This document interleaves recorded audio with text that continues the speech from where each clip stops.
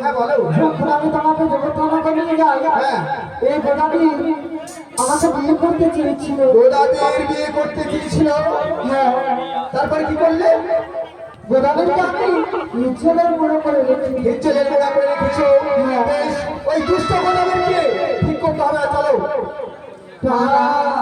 আমি যে কথা দিয়েছি গোদাবিনকে, গোদাবিন যেদিন আমার স্বামীকে প্রাণ ফিরে নিয়ে আসবো এই দেবতানগর থেকে, সেদিন আমি তোমাকে আমার সঙ্গে করে নিয়ে যাবো।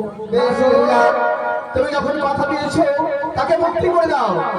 হ্যাঁ, ধরে জয় জয় মা মনসা দেবী জয়।